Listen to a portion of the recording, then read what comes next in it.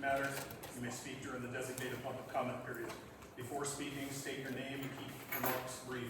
Respectful conduct is expected at all times, and the chair may interrupt or end comments that are too long, off-topic, inappropriate, or violate privacy rights. This is a school board business meeting held in a public setting. Thank you for cooperation and keeping it professional and on track. We will move down to number 2, which is to review and adopt this agenda. On this agenda, we would like to add item number 13, please. Jake Seedall as the junior high boys basketball coach. That starts the first week in January, so we just want to make sure he's already hired as a teacher, so it'll be just him as a coach.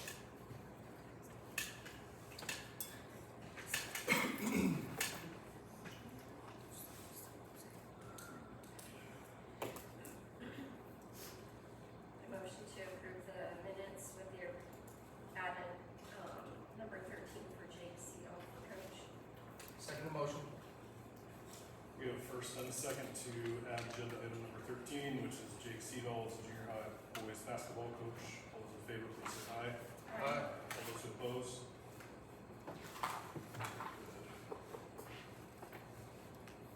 Does that serve as adoption of this agenda?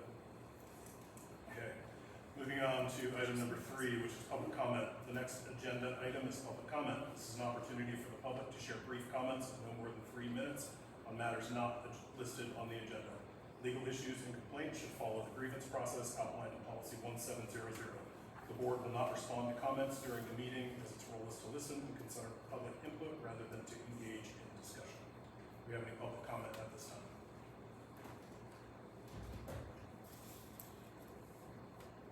I do.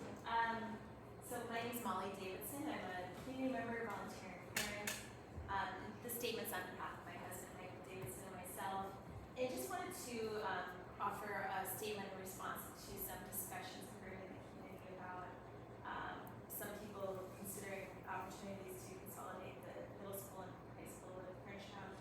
And so I wanted to provide a statement that Alberton provides a vital role in the heart of our community. Our high school and middle school provide more than academic instruction. They offer stability, connection, mentorship, and the opportunity for our students and families. Because of this, any discussions about the future of our schools should be in a thoughtful setting that's transparent and a community-centered discussion. I believe it's important to emphasize the many strengths already present in our school district. Alberton has dedicated educators, support staff, administrators working tirelessly to provide high-quality instruction and meaningful relationships for students every day. Our school provides valuable programs and opportunities, including free dual enrollment that gives our students strong pathways to success and set our district apart. The district is also in an exciting period of growth with a recent investment in strategic planning and the leadership of the new principal/superintendent. Alberton is actively building momentum toward a stronger academic outcome, increased family engagement, and long-term stability. These efforts reflect deep commitment to continuous improvement and belief in our potential for our students and our community. Our middle school and high school also serve as a cornerstone for our student identity, belonging, and leadership development. They provide access to athletics, extracurriculars, and support systems that are essential for rural and lower income families. Keeping students connected and supported locally helps ensure equitable access to opportunities and strengthens our entire community. I believe that's important that any conversations about the future of our school are grounded in clear, objective information. Public discussions about the closure can unintentionally affect morale, enrollment, and recruitment at a time when Alberton is actively rebuilding and moving forward. I strongly believe that protecting the positive work already underway is essential in sustaining progress.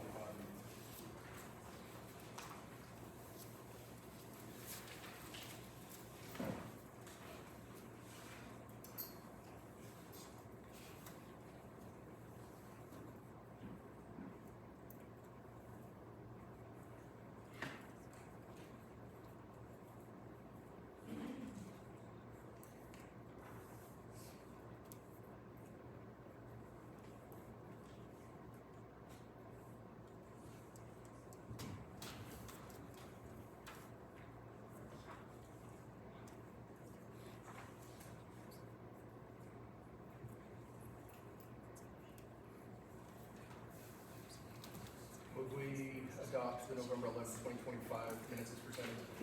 I second. We have a first and a second to approve the minutes from the board meeting in Chapman on November 11th, 2025. All those in favor, please say aye. Aye. All those who oppose? Very good. Moving on to number 5, which is approval of claims and warrants.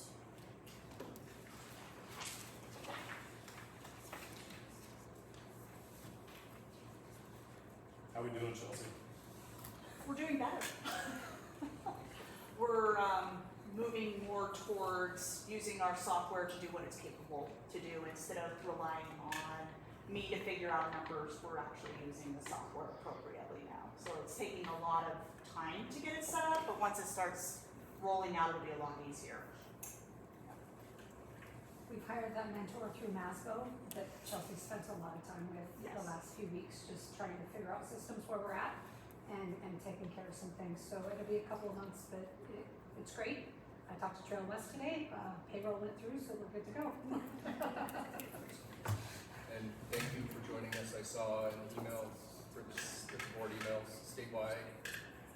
Clerks and secretaries are at an all-time high turnover, so thank you for being there for us. I understand why.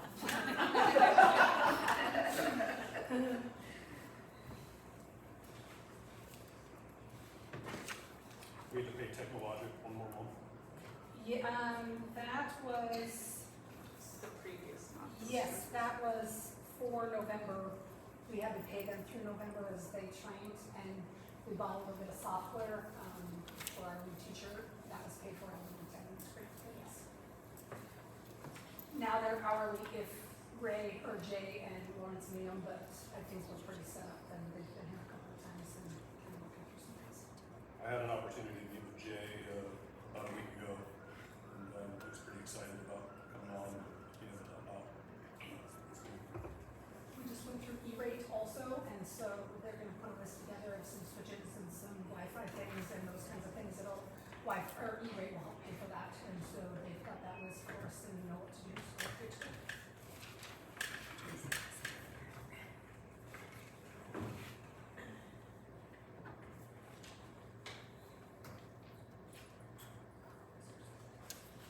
The $10 for Chris's credit card. That is an ongoing issue where it was a late fee. So it continuously just kept building up because the check would be issued, but it wouldn't get there before, so I ensured that it'd get there This time. this time. How come there was 2 checks written to Blackfoot in the month of November? There was check 19191 and then check number 19254.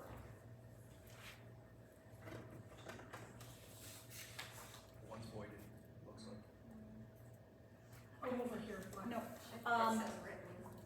Our Blackfoot bill, one of them was outstanding and had not been paid.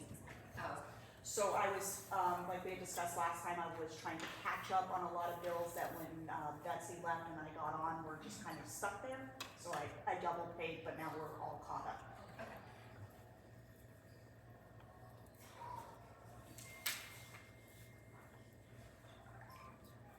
And I'm assuming that's the same for Northwestern Energy then? Correct. Okay. There's probably gonna be a few on there that are double payments of different amounts.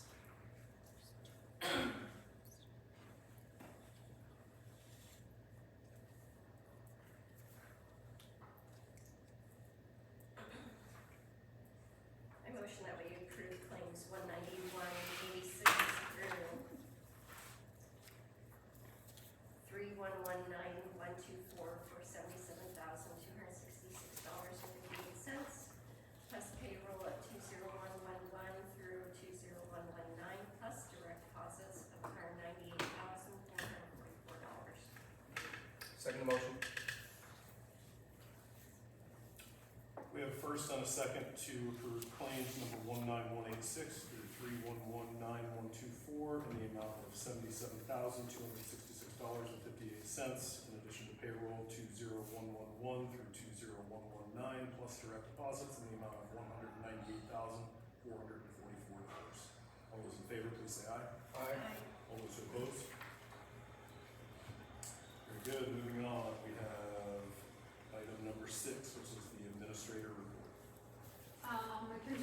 to talk, so I won't say much about that, as, we'll discuss that. Facilities review, Matt has finished all of his classes and taken the test for the boiler operator, so now he just needs to get his hours at Convo Solutions, and he'll be our official boiler operator, so that'll be good to go there.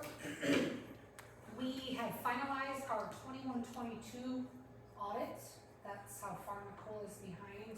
So we're working with her to take our other information and get us caught up, because there were things on the 2021, but obviously Chelsea and I didn't know, not being here, and so digging in.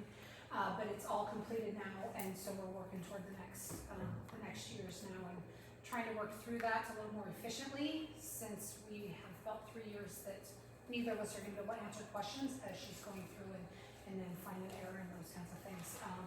But hopefully she will be able to pick up on that just a little bit quicker. As we talked about, Chelsea is figuring out our accounts and those kinds of things, so there's been a lot of work in there, and with Evelyn in the office, and just trying to get things all sorted out for all of us. Substitute teachers, as you see on the agenda, we have 4 that we're hiring after our push out.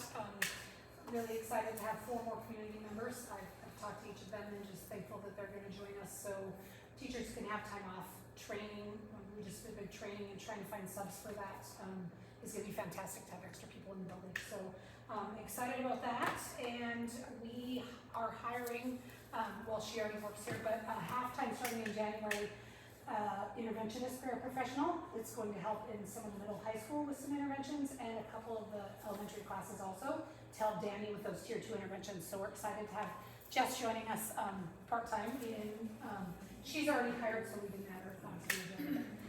Excited to have her here more regularly, helping with some of those interventions.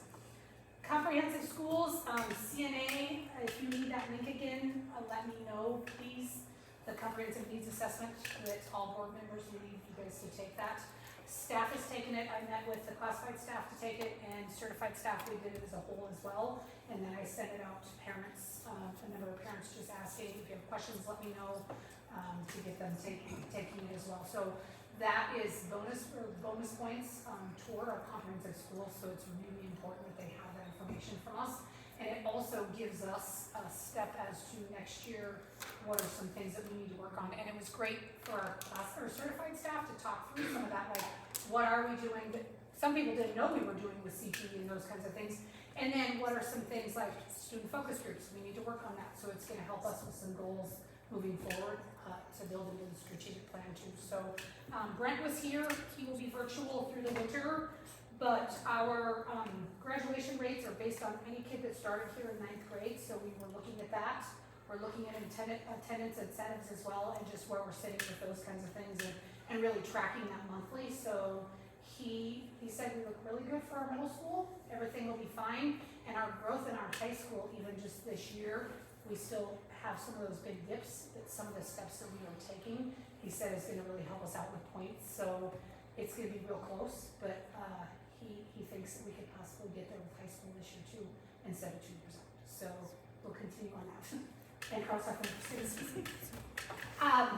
Strategic plan, obviously, January we'll work on those SMART goals based on the community groups that we have with our small groups of committees, just looking at the safety, looking at the curriculum, looking at the family engagement, those kinds of things. So hopefully we will have that for you guys at the February board meeting. Technology, we got a technology grant, Josie Schaefer did actually, through Amazon that is getting some training for our teachers on AI first off. So they're taking training, they're getting $50 gift cards from Amazon, they're getting paid through the school for doing that, and training for AI stuff for them in the classroom that they can also use in their classrooms. Since we're part of the grant, they reached out and asked if we wanted some laptops. They were repurposed laptops. We don't have them yet, but of course we said absolutely. And so Jay and Lawrence know about that and will help us get those set up and ready to go as soon as they come in. So thank you, Josie, for getting that started for us. And, about a third of our staff has started the training, so we're working through that. And you'll see that there's a policy that we actually have to adopt this month on AIs, and it talks about training we have to do for our staff. So it all kind of melts together, which is perfect. Montana Reads Grant, our leadership team had a kickoff November 20th. looking at the goals for the year and the overall grant.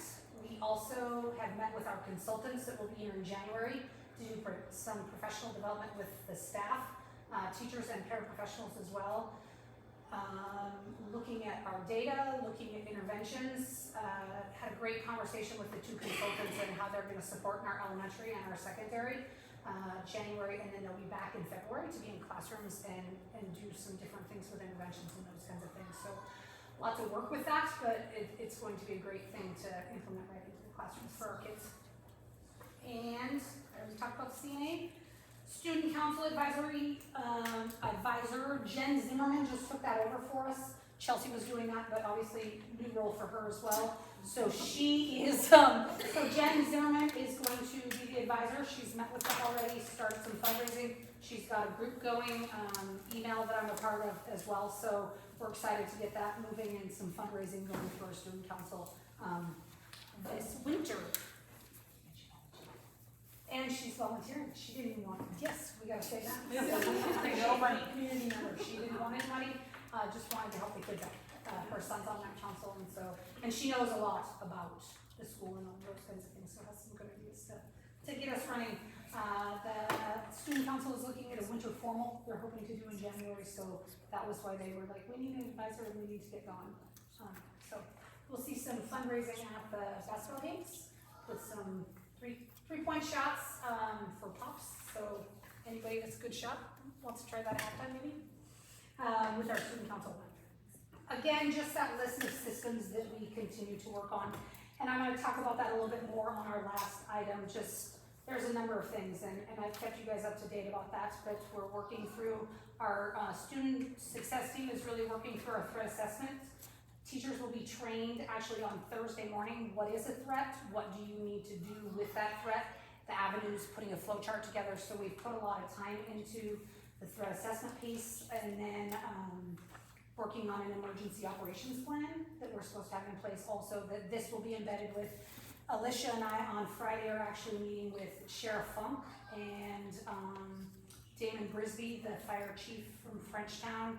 And Scott Rasmussen and his sergeant are gonna come out, he's the school resource officer at Frenchtown, just to kind of look through our emergency operation plan, where are we, and answer some questions and see if they can support us a little bit in getting that going. So excited about that next step with that as well. Behavior, we're almost done. The MTSS team has put a ton of work into getting that all set up. You guys will approve that this month, and so you're across the board K-12. Where we're at with behaviors, it's in the handbook, it is in our universals, so everything is in the same place and everything says the same thing. Strategic plan, you know where we're at with that. Comprehensive schools working on that. Policies and procedures, I have one this month, but in January we'll have quite a few policies that need to be put in January as well. And then I wanted to also mention January. The first Friday in January, we are going to start music classes at Alberton on Fridays. Nathan, and I can't, is a guitar teacher, and they're out of Missoula, and is going to be offering lessons from 10 to 11:30 on Fridays. We're going to do it for a couple of months. We have another group that's set up if we want another option, but he'll be here.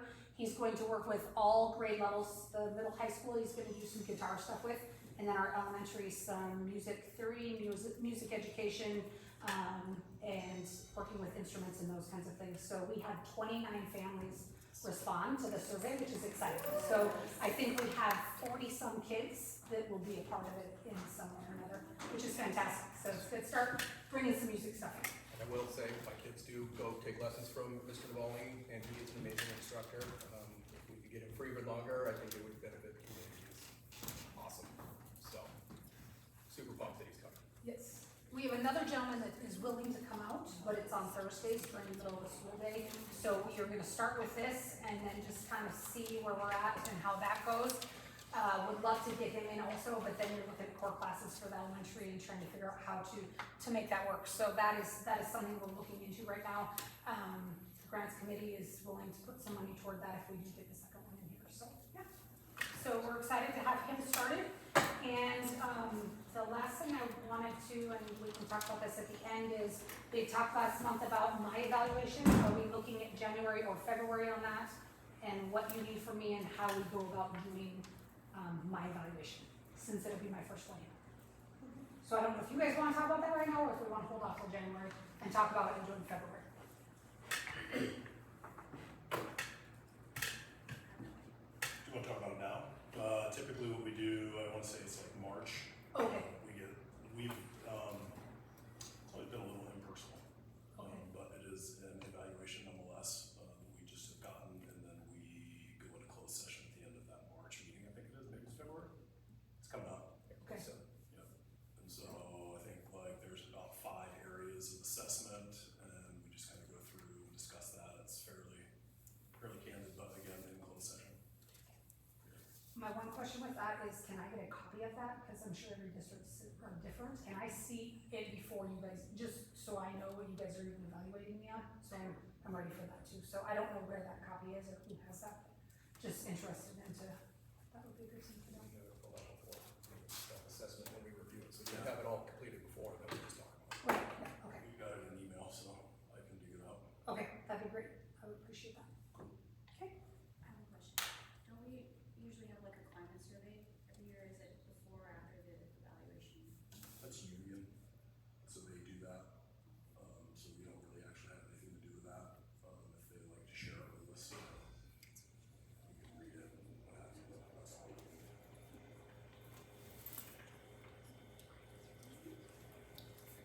And we didn't even do one last year. I'll go for superintendent. Yeah, we were in flux. I mean, I think Greg was on by February, but that just kind of came and went. Right. Yeah. Okay. Well, sounds great. I will, leave it off until January and we can, So, yeah, I'll get my email. okay. Meeting. I appreciate that, thank you. Mhm. And then that last one is, I have it as a discussion item at the end also, so we can just hold off on that and just kind of talk through, I think a lot of it is with the systems that we just were talking about. So we'll talk about that discussion of hiring a literacy coach with the grant at the end. Any questions from, Info agenda, is that on the next page? that is through, Later. a couple of, yeah, it's a couple of other items. Okay. No, it's not, it just is another one. Okay, any questions, comments? Okay, let's move on to item 7, the athletic director report. Awesome, so, since last time, all of our district awards have been, announced, and so we were fortunate to have one volleyball player, Aria Ray, receive all-district honors and got to play in the inaugural, 14C district all-star game, which was a pretty sweet atmosphere for anybody. If you didn't catch it, you can find it on NFHS and watch it. It's amazing volleyball the whole night, I'll tell you that. Also, Shay Fredette and Tam Dow also earned all conference awards in football, so that's awesome to have 3 of our fall athletes earn all conference awards in their particular sports. We also had 12 student athletes earn all state accolades. So in order to get that, you have to have a 3.5 in the classroom and get a varsity letter. So you have to have both of those things to qualify. So we had seniors Tam Dow, Shay Fredette, Josiah Morton, and Barrett Odell. Juniors Aria Ray and Brianna Turner. Sophomores Devin Hill, David Shear, and Michael Seidel. Freshmen Marley Fredette and Layla Hill, and 8th grader Willa Fredette. So those students all will be getting those awards, but they did earn all state academic, which is also a pretty sweet honor. Joseph, can you say how many varsity athletes do we have total? That's 12 out of. 21. Thank you. Yep. Our junior high girls basketball season ended up last week, and they went 500 on their season, so that was a great job for them. They played in the B League, which just means we didn't have a ton of 8th graders on our team. That's the only thing B means in this case. So I think the girls had a great time honing their skill. It was great to see them grow throughout the season from their first game till their last games. And they had a family celebration with pizza and stuff after their game on Thursday. We have 12 boys out for junior varsity and varsity basketball, and 9 girls out on our varsity program. They both went into action this past weekend. Our boys walked away with 2 victories, so they beat Valley Christian and Victor this past weekend, And if you didn't see those, that's another great thing, just to go to the end of the Valley Christian game and to see these kids have pure joy in their faces as they are taking home their first victory in an opening season game. I mean, it was like elation coming out of these kids. It was amazing to see. Our girls did not fare as well on the scoreboard. However, they already scored 27 points in that first game, which is a lot for our girls. And that just shows that our program is building. So that was awesome to see as well. They're a joy to watch, and they will both be in action this weekend, home Friday and Saturday. So if you're interested in coming out, we play Lincoln on Friday and Troy on Saturday. And then our FTC Robotics will be back in action here in mid-January as they head to their next qualifier, hoping to get that state berth. And our girls varsity team has no seniors on it. So Correct. everybody was active. Yeah, that's a big deal for those girls, so yes. We have 2 junior years. Yes.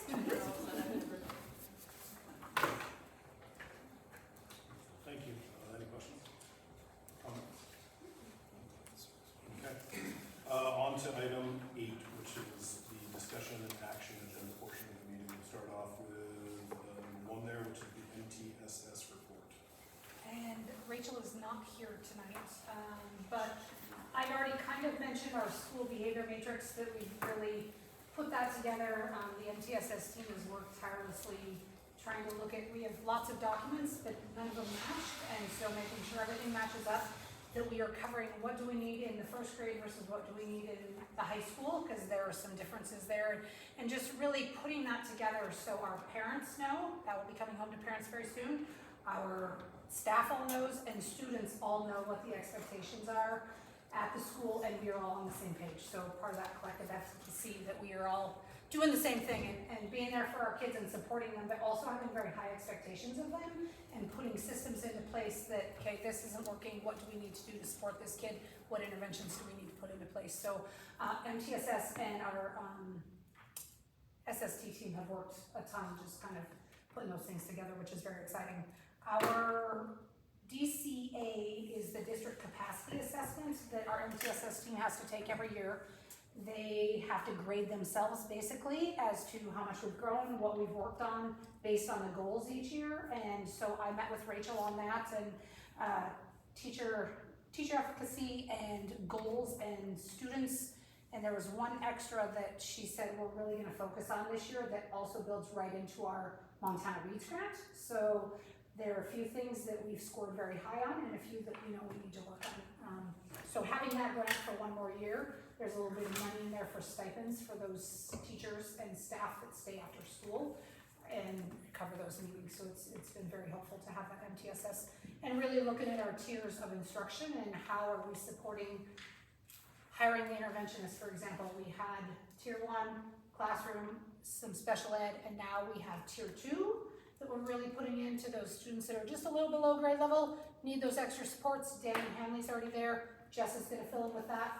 Teachers are already adding those things also, and really getting our special ed systems in tier 3 together has been awesome to watch. And so they put a lot of work into that, and continuing to grow our instruction in the classroom and that pull out as well.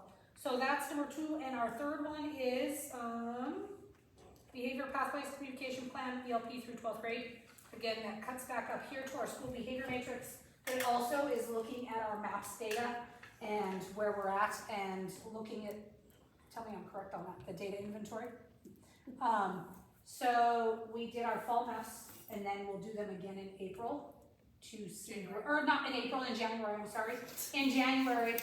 In February, then we're gonna really look at that data, try to put a data team together and look at the data and see where our kids are, what growth they have gotten, and then those kids, again, that tier 2 that we're really looking at, where some kids falling through, maybe they just need a little help with some fluency or some facts, or and so how can we support those kids based on that MAP school? So we're really excited to put those reports together as well.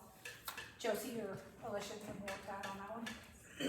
No, the behavior thing and really dialing in our behavior system, as we'll talk about in a little bit here, but the pathways and getting that language to say the same, so then kids know the expectations, and then they also know they'll be held accountable.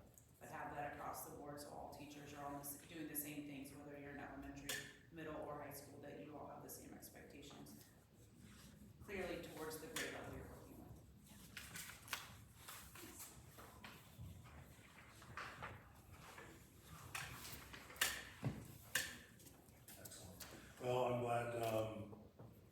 MTSS now, is this the third year you guys have been doing it? Gaining momentum still, and it's been a real pleasure to not only see it come together, but to understand that we have really thoughtful and engaged staff who's trying to use research and other qualitative and quantitative data to push us forward into relevance. So thank you. And that Montana Leads grant just feeds directly into that, and it's gonna give us more resources, which is gonna be great. So we're really pulling those two teams together, the MTSS and the leadership team for the grant. So, yeah. A lot of work for, staff that are doing that leadership network, so I appreciate that very much. Yeah, the same staff too for a while, so it's really, you guys are really kind of carrying this load and keeping that momentum going. Fragmentation of all, so, thank you. Any questions, comments on that? Yeah, thank you. Moving on to item number 2, we have some representative from McKinstry here to talk about the recent facilities review.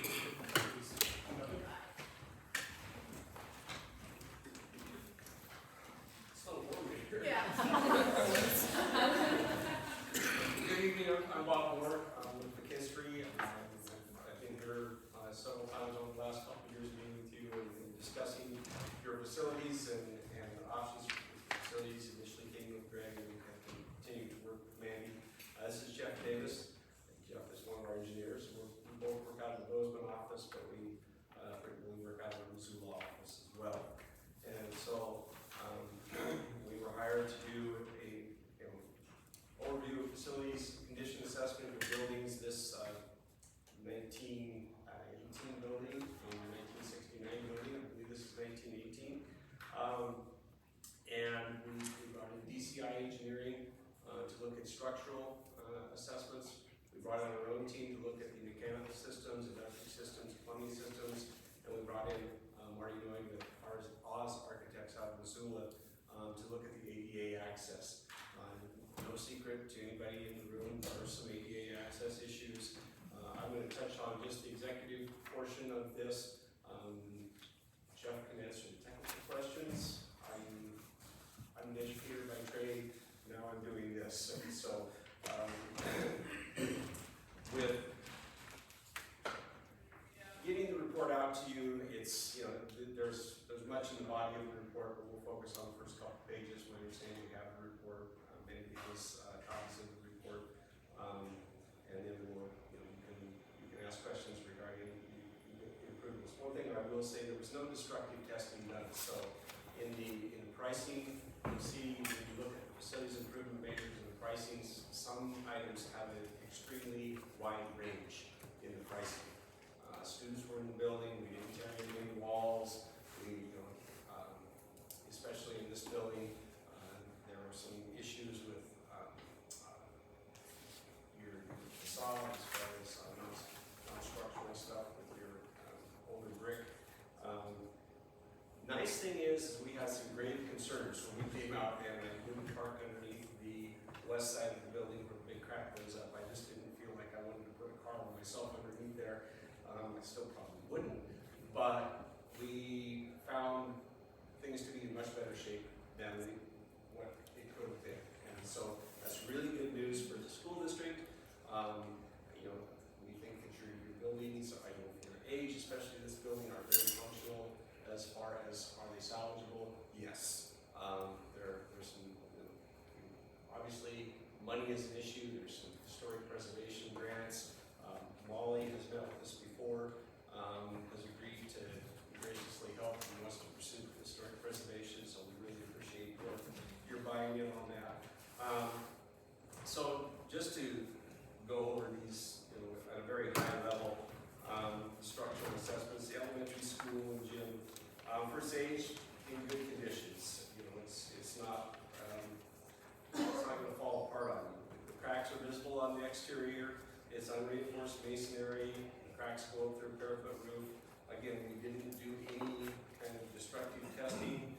Thus, when you get to the back part where you're looking at the facilities improvement measures, you'll see a wide range.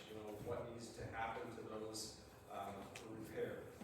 Foundation cracks are visible on both sides of the building. There's some CMU issues on the exterior of gym. A big concern with a large ticket item, in today's standards, construction standards and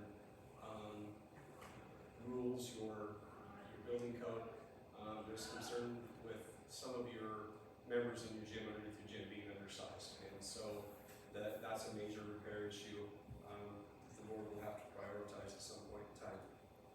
In the high school, there's of course some site grading that would allow for water drainage away from the building. You have some water issues, some CMU joints that need to be sealed. The big thing is some ADA issues. Some of them are exempt because of the age of your buildings. Some of them are just can't be addressed. Your stair treads going up through the spiral in the high school are not the correct dimensions, but you're not going to tear your entire interior of your building in your high school out. There's no ADA route to any floor in this building, except for the gymnasium where you have an elevator and the floor doesn't align with your elevator. So there's some upgrades there. Nice thing about the high school is you do have ADA accessibility, although it is on the exterior. You have no accessibility ADA wise without going outside and going up the rim on the west side of the building. Mechanical and electrical, you do have some equipment that is aging out. The elementary school and gym, your heating and ventilation are outdated and need to be modernized. You have older electrical panels and hot water tank. 3 of those panels are past their useful life. We're recommending the replacement or at least get infrared testing on those panels to check for overheating. Your gym roof is generally sound. This roof is generally sound. Your heating in the high school is aging out. Water heater has exceeded its service life. We're recommending replacement of that. Fire control panels, some electric panels, same thing. At least some testing should be done on those. Getting your windows that are operational. Generally speaking, the roof is sound, needs some repairs and some gutters where you're getting some water that is not draining away from the building and draining off the roof properly. So that's the executive summary in the general overview. I did meet with Mandy and Patrick last week, through the report in detail, and at this point in time, that assessment is done. Now, just massaging this with the board and working through what you can do on your own. Some of these things are items that can be accomplished by the school district. Infilling cracks, repointing brick, repointing masonry work, drainage on the back side of the high school building with perforated pipe, where your drainage is not stacking, your water's not stacking up against your building. Some of those are very easy fixes that can be accomplished within your community. Some of the bigger fixes, of course, are higher dollar items when you start looking at elevator shafts. If you have the unreinforced brick and you start looking at interior I-beams, depending on what the solution could be, that explains the wide range that we would be looking at. Obviously, there are some fresh area issues, but with the age of the buildings, some of those are going to be a stretch to get to. We would love to continue to be your partner in this and go through design, build, and work with you on grants. I've emailed Patrick some information on grants regarding the capital improvement grant through the whole grant fund. There was a school grant program. It's now defunct. It was a competitive grant issue, and you had winners and losers, and it was so pretty. A few winners and lots of losers in that. Now most of the community capital improvement work through the coal fund is going to water and wastewater throughout the state. They very specifically list that. But they do list public entities and capital improvement projects as being a possibility.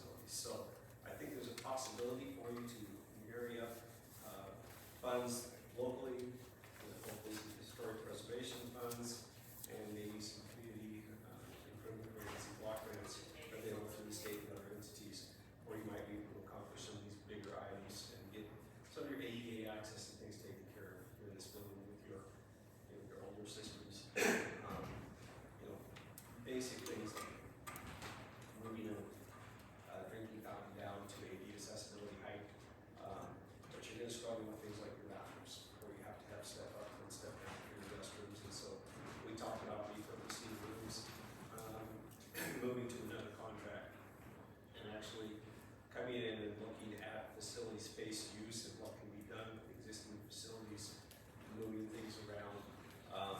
You know, that's a discussion, maybe for tonight, probably for another day, but looking at how you could have ADA accessible restrooms with space in this building, move something around, do something a little different.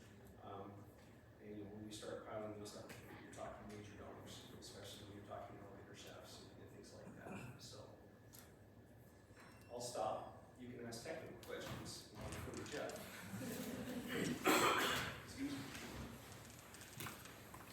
The drainage around the high school, that could just be fixed with a French drain, Yes.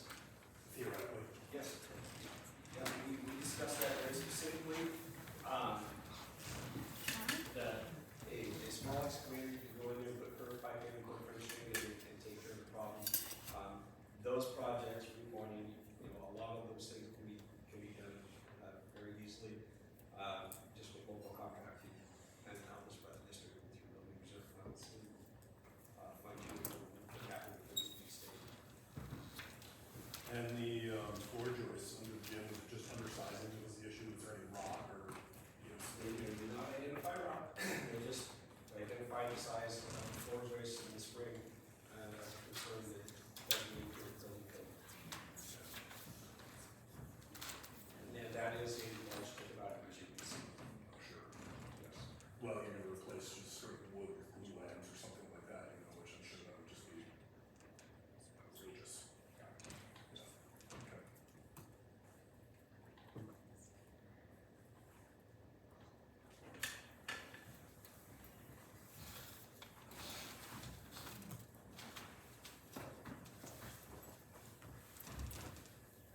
Well, one, I don't have any questions, because I sat down with you on Tuesday of last week. I was pleasantly surprised at the price tag for worst case, and even breaking it down by priority. It's not even remotely as bad as we thought it could be. And Logan has left McKinstry, we worked with Logan a little bit, but Logan and I were gravely concerned, to be honest with you. We were very pleasantly surprised to be able to come back and say that, a lot of work could be accomplished, you know, locally and major concerns. We all knew what some of those major concerns were, but not the disastrous concerns that we thought we might have. So that's our news for you. Like for the community at large, it's a fraction of what we thought. Priority one, repairs are $600,000. $600,000. Priority two, it's a bit more, but that also includes $600,000 to do new choices underneath the basketball. So worst case scenario, $2.2 million for what was there. At the lower end of 1.8, and a lot of that can be done in-house to further lower that cost. So the doom and gloom that was thought to transpire did not transpire. So take part. I'd rather come in with a grave concern and tell you what we're telling you tonight, that's for sure. So nothing that we probably cannot work as a community to achieve. There is not something here that breaks the spine of this district. So rumors of her demise were greatly overstated. And Bob already mentioned this, but Molly's already sent out a message to a few of us about the the Preservation Act, or the Historical Preservation Grant, sorry.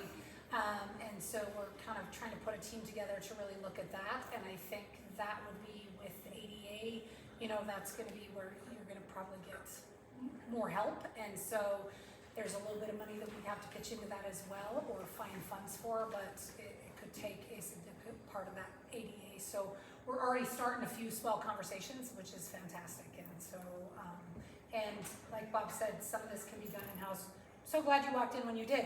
If you guys don't know, this is Matt, he's our maintenance supervisor, but there's so many things that him and Steve can do, some of those small things, you know, we purchase, and get some of those things cleaned up. So we haven't even had a chance to look at it or talk about it, but I too was very happy, you know, when I heard this summer, oh, you may need to look for a whole new building, and what are you gonna do in the middle of the year?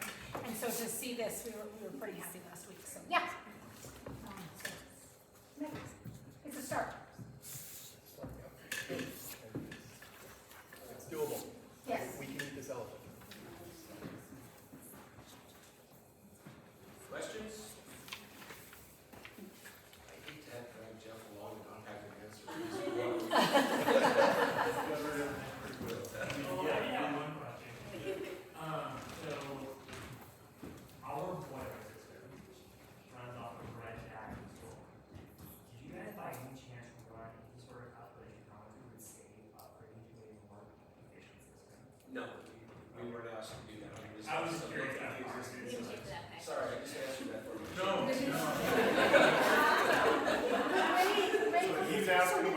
Orange ID, so I actually just got done with the boiler class and asked them what it would cost. It would cost a lot of money for us to change it to some other type of fuel. Yeah, the option is probably Propane, but it would, we'd have to change all the lines and all the fittings, and there's a lot of expense to it, is what I've been told. So I'm just trying to answer your question. How old are your boilers? What's that? How old are your boilers? I think the boiler, I wanna say it's in the 1980s. What was it? 1942. No, it's pretty new. I think it was done in like 2000 or, you know, early 2000s, I think they put that boiler in. It's got some lines. We had our service manager who is building a home in Devorah should come through and do some work here last year, look at that, and there were no grave concerns. Just upkeep. Just upkeep, yeah. I think it's one of the gyms that's got like a full tear out of the floor and they go underneath and retrofit things.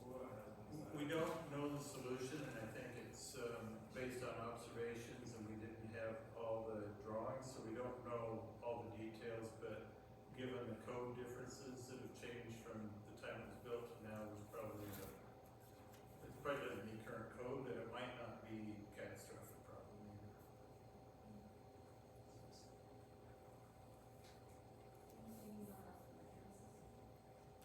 Electrical is just old. I mean, 1918 panels that are that old, pretty soon you can't get breakers for them. They wear, they just need to be replaced. Same with the mechanical systems. I mean, the good news is, I mean, the bones of the building are good, and you've got some bolt-on things that maybe need work, the HVAC and control system, the lighting, the electrical, but that stuff you can change in the building without tearing it down and building a new. At some point over time, any of the hazardous wiring has been moved on, so we're not like running off of aluminum wire or anything like that. So, and you see like all the exposed conduit and stuff like that, you know, I mean, they've run all that stuff, so that stuff's been taken care of. Yeah, a few years back, I spoke to one of our superintendents who we had a conversation about some lead in pipes. Is that something that you look into at all? No, there is a testing requirement for schools. Yeah, there's a testing requirement for schools, and so you take samples and you send them off to the state. I think. We just finished that. Okay. Yeah, so so you'll that's be all been getting- sent out to the state, we haven't gotten the results Yeah, yet. like 2 weeks ago. Yeah, yeah, So and you'll get your results back. What I found in Stevensville as superintendent, we had some come back hot, it wasn't pipes. It was the foreign-made bubblers. We had to replace fixtures. So it kind of depends on where fixtures are made and the standards, and so sometimes you can mitigate that with change out of a bubbler or a faucet. They don't have to change any type, but there is money available through the state for testing and then mitigation as well. But that's a great question. I like that. I can answer that.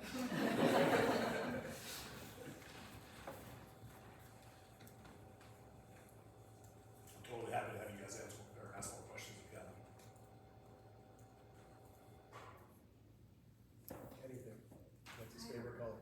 I don't know if this is accurate, but I heard someone saying that in the classroom, the floor is not level, or It's the classroom, I think, in the Sixth grade. south. is everything okay there, safety-wise?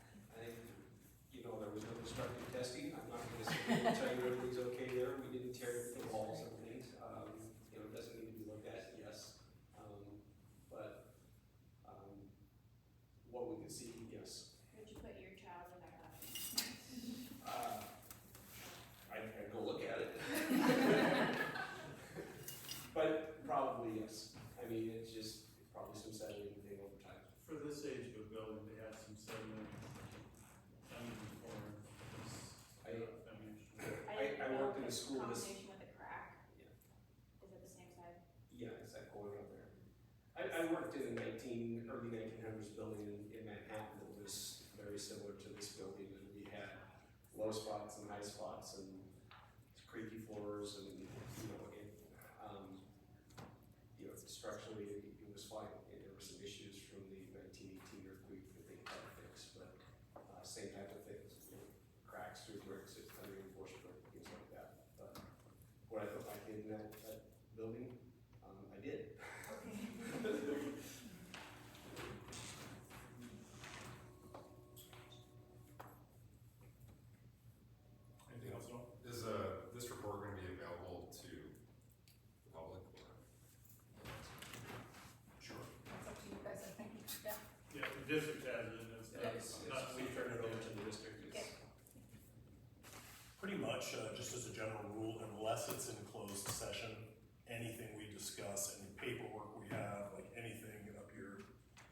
welcome to see. If you wanna watch me sign checks, you can, like, yeah, it's meant to be as transparent as possible.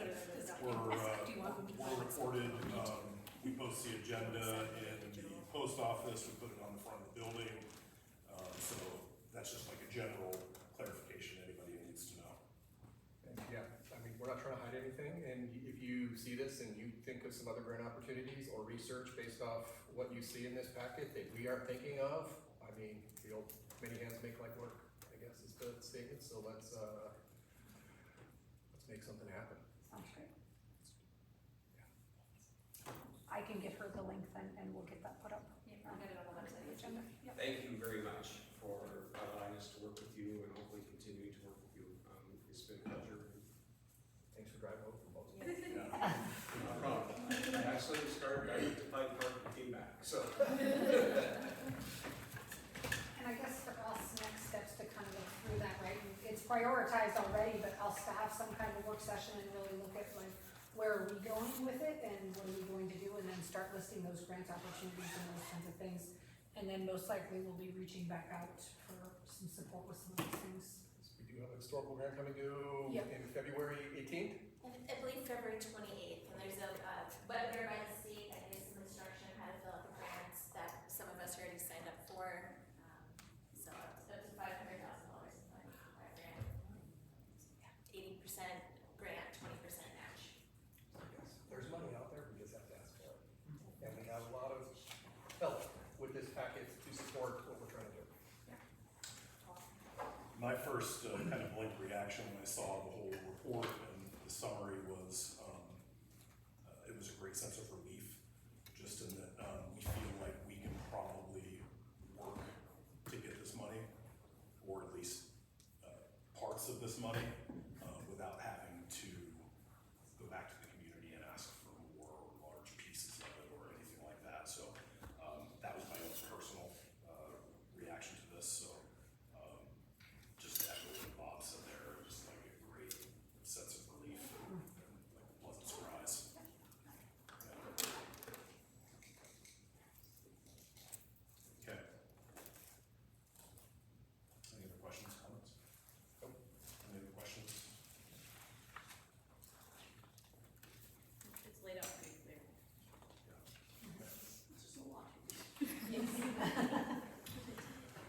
Okay, well, and that's another nice thing too, is, even things like the functioning in, I mean, we can hire a lot of local people to do this stuff. That's great. There had been discussion about that in the past, and I wish it was all actually here right now in front of us, so we could put a nice, peaceful conclusion to that. Heart out. Alrighty, so we have kids read number 3, all the way down to number 3 on our list of 13.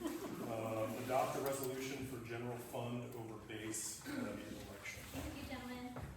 Thank you. Yes. very much. You don't want to stay? Bob, we'll be in touch after the first of the year. Sure. Okay, sounds good. Thank you very much. Thank you guys very much for coming out. This, the state just changed this, that it has to be 145 days before election. Election is May 5th, 2026, so we are not planning on running a levy or anything at this point, but we need to adopt this resolution in case something changes in the spring to put it on a May election ballot. So this is just adopting the resolution that we have the opportunity to run a levy if we need to. And isn't the law also say that we can do an emergency with 70 days, so it's kind of dumb that we have to do this? With an emergency. With an emergency, So then it's yes. just more paperwork and more Yes. things that you have to. So it's the same thing with the 2 seats that are open. They say 145 days, so we would normally just adopt this in February and be ready in case we needed to. We're just doing it early, and then it'll be a discussion in our spring. Just to follow state law. You guys will have plenty of opportunities or hear as soon as we know if we're going to do anything like that, for sure. Sorry, Pat, didn't mean to. Sorry.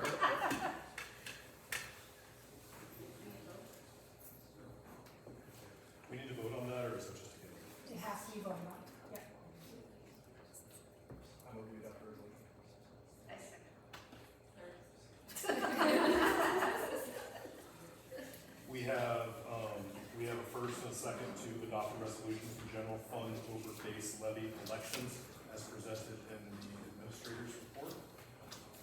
favor, please say aye. Aye. All those who oppose? All right, moving on to number 4. Number 4, which is to adopt a resolution for the trustee election. And this year we have 2 positions that are opening up, and so we will have some kind of election in May for those 2 trustee positions. At this point, I'm not sure if you are rerunning, but if anybody's interested, the paperwork will be in the office to fill out if you're interested in running. Correct? Does that sound right? Yep. You have all the paperwork? Yeah, you have to fill, Chelsea and I will find that paperwork for anybody interested in, yes, it's kind of like a declaration of intent, yes, and then that just has to get notarized and turned into the, I'm a notary, yes. so I'll So notarize it. if you are interested in running, then you need to call Chelsea, set up an appointment, and she'll have the paperwork and then can notarize for you also. I know we adopt a resolution for trustee election.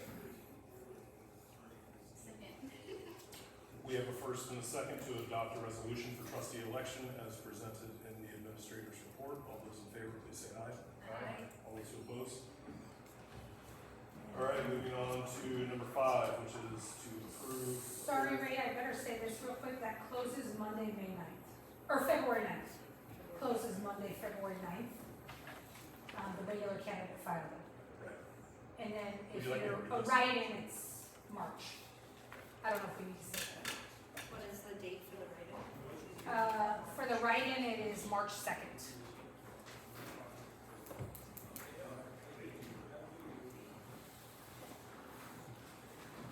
All right, item number 5 here, approve clearing account with Trail West to utilize ACH for TRS/PERS/unemployment/health/dental/vision. That's me. So basically, I'm trying to utilize, again, software we actually own and use for accounting to do its job. And previously, that wasn't being used for any of those. We were writing checks, you would have to sign them. It wasn't calculating them the way it was supposed to be doing. We were just having antiquated spreadsheets, basically, that we were using, which are easy to mess up on. So I've been working with the person we have hired from Masco to help me get our software set up to do that. And all I need is $500, which we can get from our general fund or interlocal, keep it in the bank to keep that account open, and then anything that goes in would immediately go out to the correct people. So we're not actually spending any of our money, we're just getting it to them quicker, which will help because we constantly will get, especially United Healthcare will call us quite often or send letters saying that we haven't got your check, we're gonna shut it off, we haven't got your check, well, because it's crossing in the mail and it goes to a separate entity to get cashed, and then they gotta tell this person over here that this got cashed, and by then I've received like 3 notices that are gonna cut it off. I'm trying to streamline as much as possible and bring us into this century. I'm sure everyone likes that. I motion to approve the clearing account with Trail West to utilize the ACH for the TRS, PERS, unemployment, health, dental, and vision. Second the motion? We have a first and a second to approve the clearing account with Trail West to utilize for ACH for TRS, PERS, unemployment, health, dental, and vision. All those in favor, please say aye. Aye. All those opposed? Very good. Can we just consolidate 6, 7, 8, and 9? I think so, that'd be great, yes, just include the pending background check because we're waiting for the fingerprints to come in. So with background check not being finalized yet, we'll get those sent in as they're waiting, trying to get to Missoula County, Mineral County to get those in. So it's pending background check on all 4 of them. That means that they can work in the school as long as, for example, they're in Alicia's classroom and Alicia is in there with them, or if so, but they cannot be unsupervised with kids until we get the pending background. So we can do the training, for example, while they are in classroom with regular classroom teachers. And did I, And so some of them have been sent in, but not all of them, because we don't have the card yet. do I understand that we are going to be able to roll prints in-house? That is true. So I had taken the training at Clinton to roll fingerprints, and so we called the Department of Justice to find out if I still am able to do that and what we need to do. The kit that we bought was just over $100, just the small kits, and then the cards are free, and so we'll have that forever. And then I just have to take training once a year. It's an hour online, and then I will be able to roll them. So they would be able to come directly to me instead of trying to schedule appointments and work around their schedules and the sheriff's department. So it will streamline that process also to make things much easier and get them, and then once we send them in, it's about 10 days is all that it's just getting the fingerprints into our hands. So I just don't have the kit yet, so I can't do it.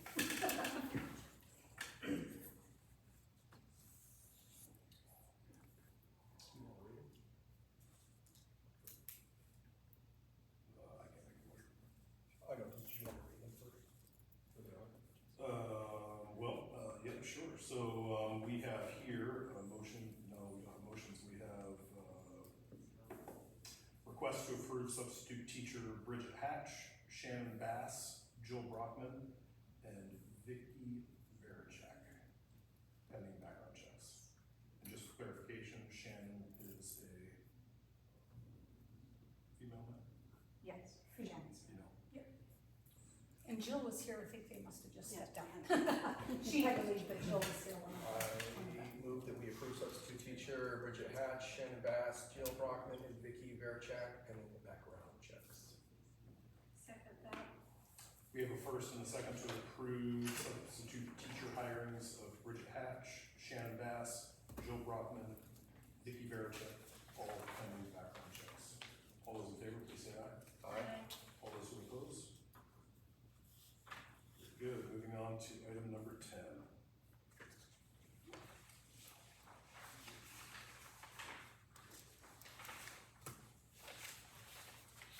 Item number 10 is policy 2700, update from MTSBA.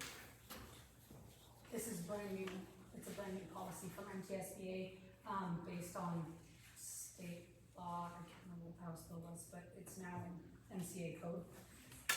That K-12 schools have some AI training and, just some data security and those kinds of things for AI.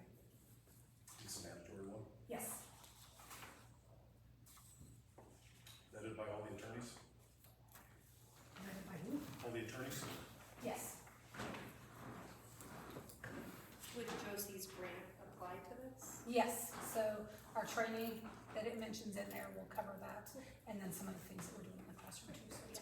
And then this code.org that's part of our grant has teacher professional development, and then it actually has lessons that teachers can do with their classes as well, so, and it's all free.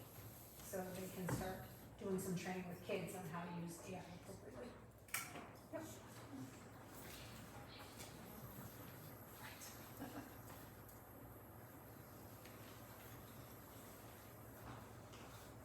Do you have any motions on this?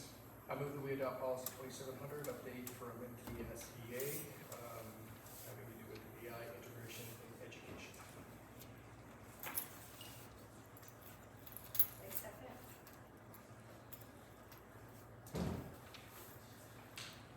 We have a first and a second to approve policy 2700, update from MTSBA regarding AI integration and education. All those in favor, please say aye. Aye. All those who oppose? Very good. Moving on to agenda item number 11, which is discussion on the handbook update regarding behavior and online courses. Online courses, I'll start with the easier one first. I highlighted that and then it didn't print in color, but you can see in gray there just some of the changes that we made. So we took our documents and really streamlined minor offenses, major offenses, severe offenses, where that goes, and really talking to the teachers about how can they take care of minors in the classroom before it comes down to the office. But if we have a minor that's over a kid being disruptive enough that needs to come to the office. So really streamlining those kinds of things to support teachers in the classroom, and then when it comes to me, the different things that have to happen when parents are contacted, how they're contacted, and also how we're tracking behavior. So we actually have a form that was created, so that form the teachers will send, so we can collect data on kids, like, why are we seeing this every day at lunch? What interventions do we need to put in for that kid? And so it's gonna give us better eyes on as to what's happening in different areas that need more supports. And, let's see, what else do I have on there? Like I said, I think that minor offense plan, we had 3 different documents, and this thing was on there and this thing was on there, so we really looked at what are our absolutes that we need to put into each section, and so that was cleaned up through teachers of all of the different grade levels, throughout our MTSS team. And then it just kind of outlines, and this will go home to parents, so they'll be able to see also when we resend the handbook update, so they'll be able to see, here's what our policy says, here's what the consequences are, here's the steps that we're taking, here's what we need from parents also, so they understand what's going on in the classroom too. Any questions on any of that? I do. Yeah, What is our process now in notifying parents if like our child is disruptive? Like sometimes my sons come home and it's like, I did this, and like I never heard from him. Well, there was other times where I heard from you, but like previous.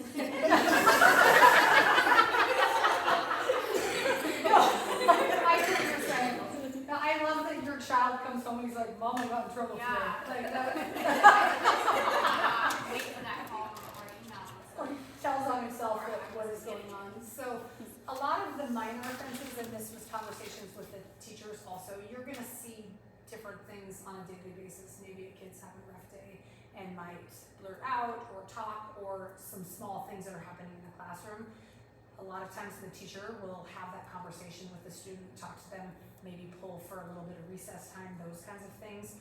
But if it's handled in the classroom, the teacher, it's up to the teacher to like reach out if they want to. At times, like it's like, nope, we handled this in the classroom, he doesn't need consequences at home kind of deal. When it gets into the majors is when we will always reach out to parents, that we need to make sure that you're aware that this has happened, your kid was taken to the office or had a lunch detention today because of an outburst in class of swearing or a technology intervention or technology violation or something like that. And then you will be called by either the teacher or by myself always. Minors, what I heard from teachers, like the old ODR report was always sent directly to parents. And so then some of those minors were just for tracking for interventions for us. But it was like this kid was talked to by the teacher and then got in trouble at home also, and it just kind of compiled instead of like, we want to see what we can do to take care of it in the classroom first before it goes home. Any major or severe, it will always come home. Or if they happen to come to my office, it will always come home. I'll let parents know that, hey, kid ended up in my office or something.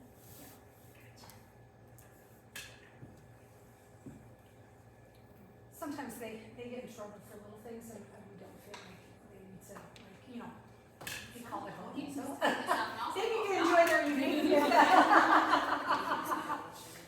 So if a parent was to ask a teacher to contact them for any violation Absolutely. at all, Yeah. what would that realistically look like? Then I would, on a minor offense, I would say that would be a dojo if it was elementary, that dojo app that we have, and that's basically a text message.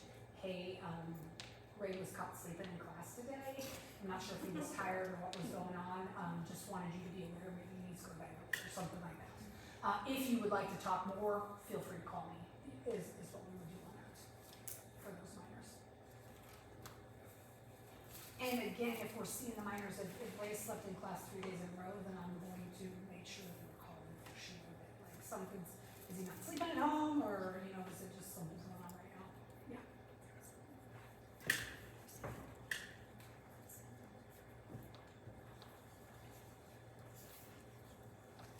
Any other questions, comments on that?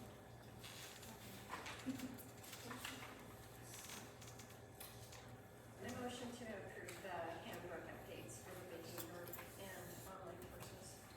Second motion. Oh, yeah, sorry, the distance learning, Tara just updated that, there was some fee changes, sorry, I heard you say the distance learning as well. That's the very last page there, but there fee changes on MTDA and the flex cap, so she just wanted to update those changes. So that's what that is. We also, wanted to make sure that with that coursework, we're looking at attendance where they're at and making sure that if we have an MTDA course and they're missing school, that has to be in class or sharing codes with parents, so just that communication with parents about those things. So just kind of details it out a little bit more about what MTDA looks like for parents. The flex cap is if they failed biology, they can take it through MTDA the next semester and have time to do that. Parents have to pay for that if the kid does not finish the course, or the kid does, and then they have to retake it.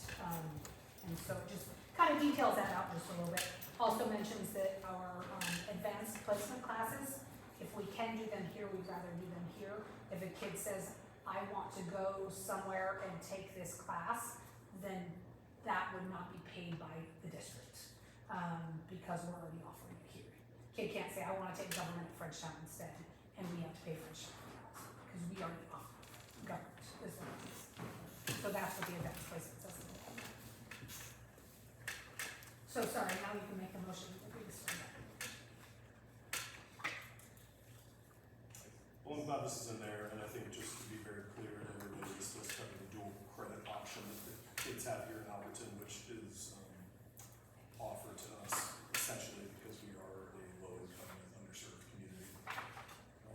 In recent past, just with my limited experience of having kids in high school, we've seen kids graduate high school with as much as an associate's degree, like for the cost of like $100-$200.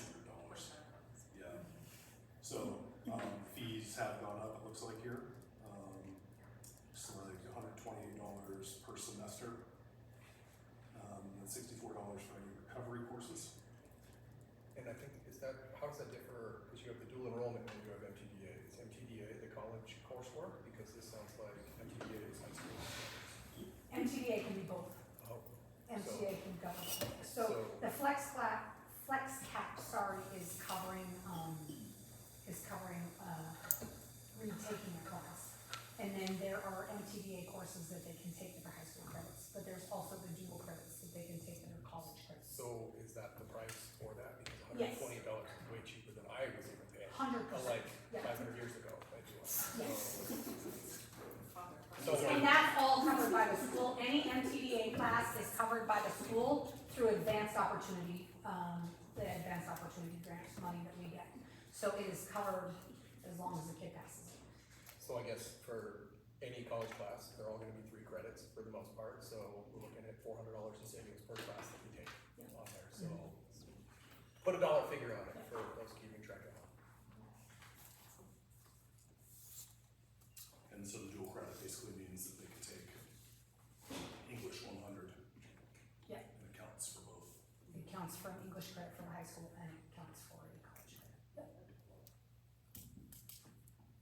It's a nice Or one. math courses, a lot of it, really math courses that you can keep out of the way as well.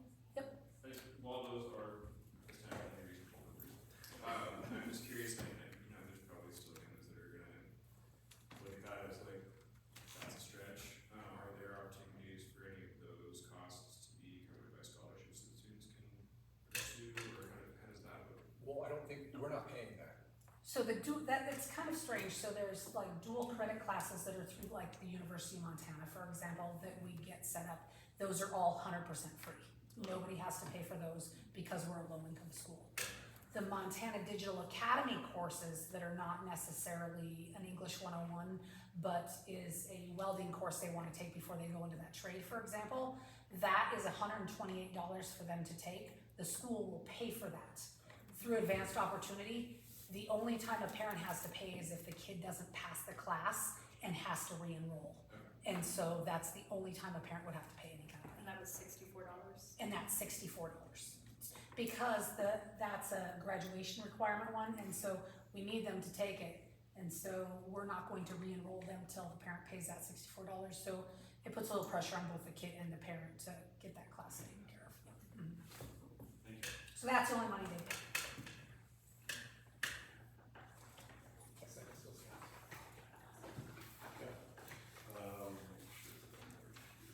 Okay, we have second to approve the handbook updates regarding behavior and online courses as presented in the board packet. All those in favor, please say aye. Aye. All those who oppose? Very good. Moving on to discussion item number 12, which is to consider the hiring of a literacy coach. Knowledge. Dean of students? Dean of Students and Technology. One shout out I want to give really quick to Ashley. I wanted to add that into my report because she's finding that finalized. Ashley Becker has started a science club for middle high school kids. We are going to get kids into the state science fair through that. 5th and 6th graders are going to have the opportunity to like do it in their classroom, but it'll be a 7-12 club that Ashley's going to put together, looking at some field trips, looking at some different opportunities for science that she's going to do with the kids. So, sorry that wasn't in the original report because her and I just kind of finalized those things. She had over 20 kids show up for the first meeting. In 7-12. So yeah. And a lot of project-based things that kids will be able to take things they're interested in and dig into a little bit. And then, like we said, the science fair and then some group project stuff too. Science fair take place at. It will be in the spring, it's March, and 5th graders can't go to the state science fair, it's only 6-12 that can go, so if we get the 6th graders in, there will be a contestant that goes, and we'll pay for those fees, the science club will, and then, 7, 8, and then 9, 12 also, the categories. So excited about the science club starting too. Can I talk about the journalism? Yes. As well, so one thing that we really gleaned from the meeting with Hatton was, more external communications outside of electronic, platforms. And so, Evelyn and I are gonna tag team during advisory, and we're gonna have a journalism club. Kids are gonna learn how to write articles, how to interview, how to lay out, like a publication. And then the idea is that at least once a month, beginning in the end of January, we'll begin sending out via EDDM, which is Every Door Direct Mailer, to all the addresses in Alberton, like a Panther Press type of thing. So we're gonna start doing that, definitely early January, and so that's another thing that's being offered right here. The town of Alberton or school district? 59820. Okay, so if you are in that zip code, you'll get the, I think it's over 650 addresses. Yeah. So, fun stuff happening. That'll be later on, but we have some kids in our district that are in Frenchtown, so we're in Missoula County, so we'll have to look at that. We'll figure that. To They make might sure, just I just thought about that, Yeah, just the we might different just zip have code, to because they'll have, send but it we'll to figure them to directly, those specific maybe. parents, so yeah. So we'll make sure that everybody that. But excited about both of those new things that are happening, and there's some excitement from some high school and grade school kids, obviously, so let's get going on that. We were starting to look at our yearbook and how we're going to do that, and trying to find an advisor, and so it's kind of moving from that. And just getting the word out about the great things that are happening, and letting our community know that, so having that newsletter / little newspaper going, I think would be great.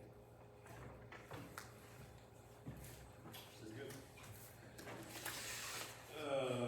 Back to number 12, which is discussion surrounding hiring a literacy coach, technology instructor, and dean of students. So we currently have a dean of students that is here to support when I'm gone. That we hired Alicia. That's Alicia. She does anything when I'm gone and also helps if we have large situations like a threat assessment or big behaviors that we need to pull in. This fall she had a student teacher, so she was able to come in and help at different times and be a part of the student success team as well. And so that portion of this is already, we have that covered. And so the other two pieces of that, talking to Jay and talking to Lawrence about our technology. So they are coming in, they're going to do the hardwire, they're gonna do the big things for us.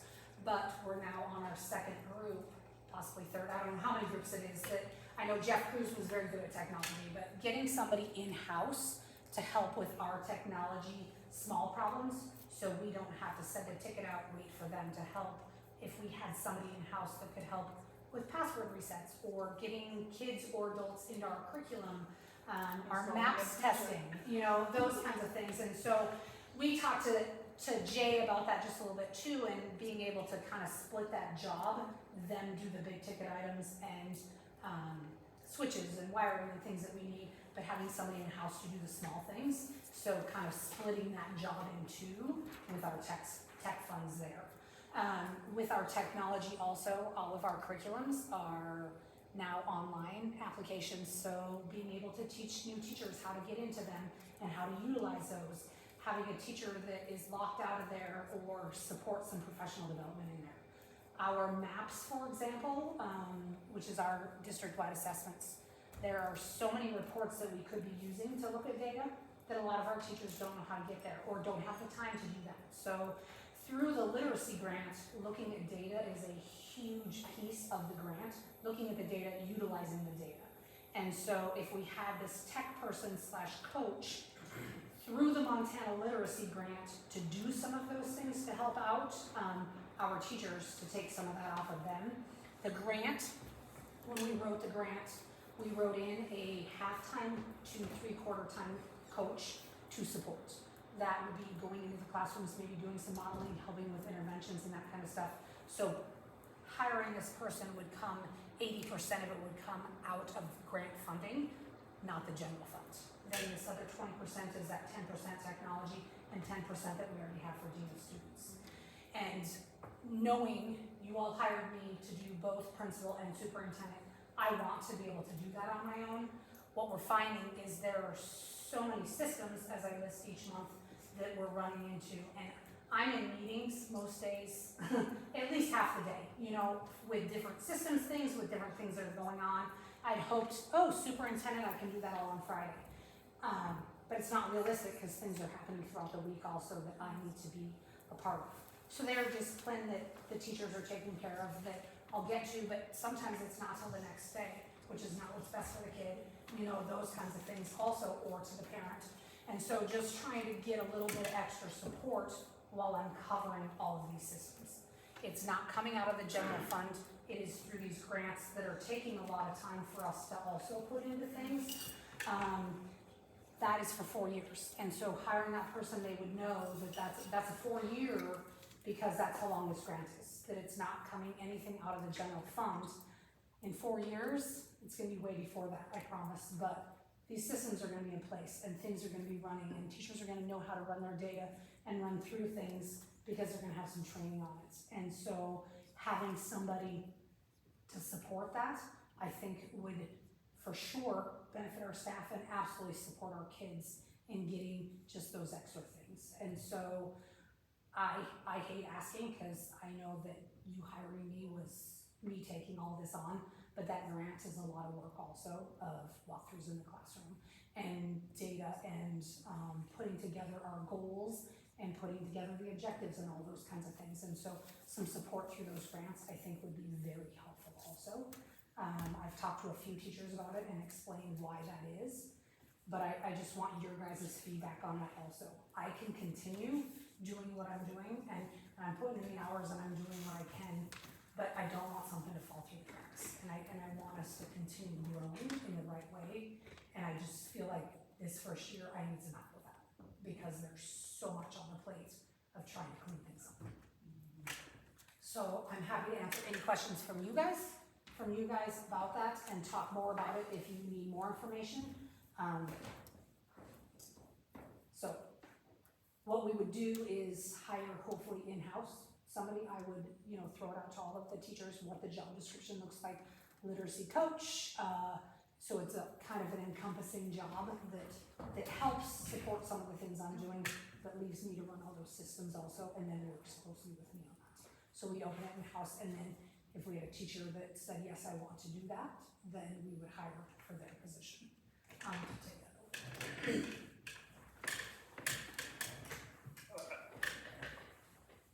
With these being additional collateral duties, will that, any of these specific duties take away from anybody on staff's ability to do what they are primarily here for?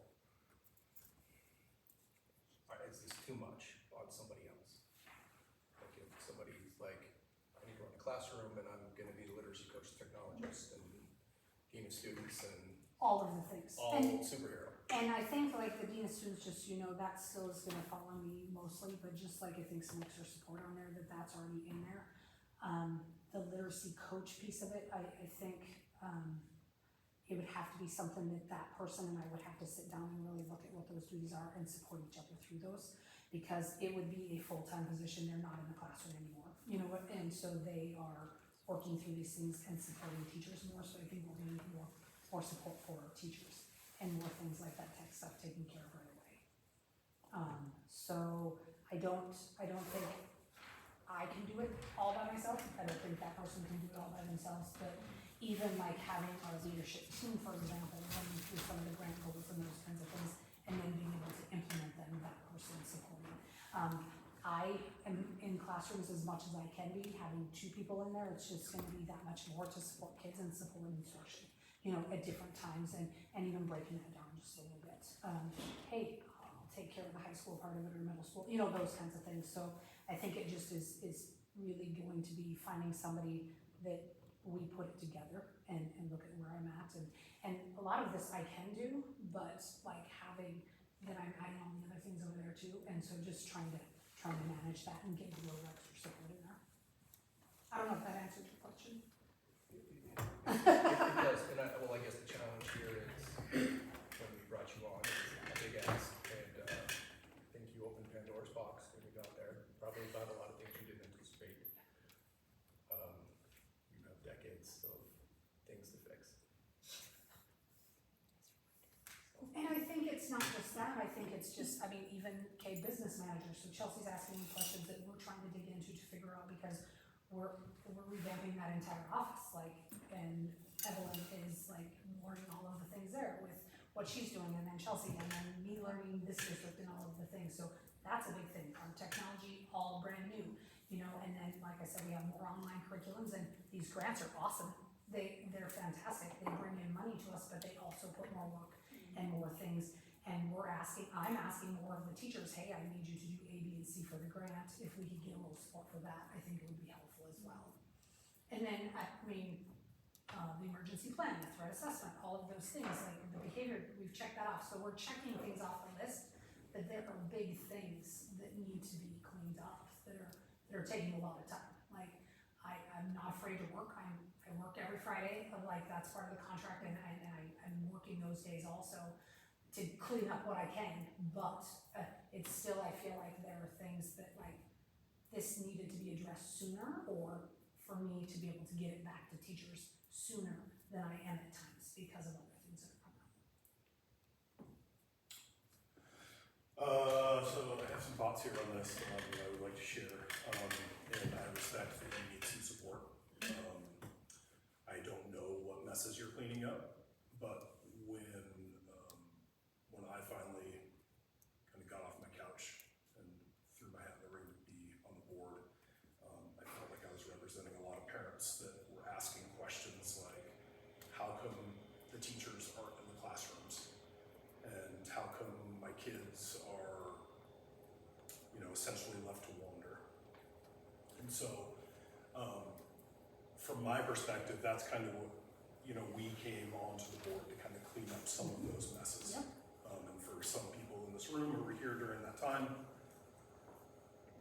thanks for sticking around, because boy, oh boy, it's kind of been a lot. So, I'm so happy to support you, but I need to be supported as a parent, and my fellow parents need to be supported as well. So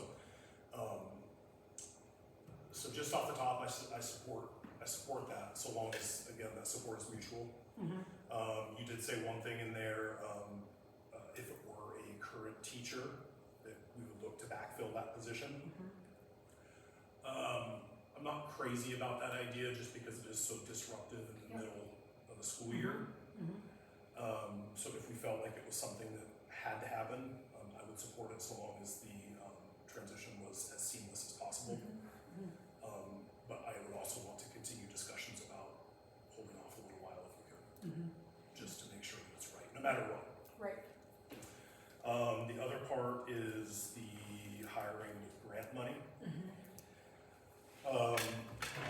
We encountered a situation last year year where we learned that we were paying teachers with non-renewable funds. And I took a lot of, I felt a lot of onus on that because that was something that I'd merely verbalized. I hadn't done the legwork to make sure that I knew where every dollar was coming from. But I had verbalized that, you know, that I took a great sense of pride that we didn't find ourselves in a hole because we had frivolously or irresponsibly spent COVID funds. And then we did. And that was on me.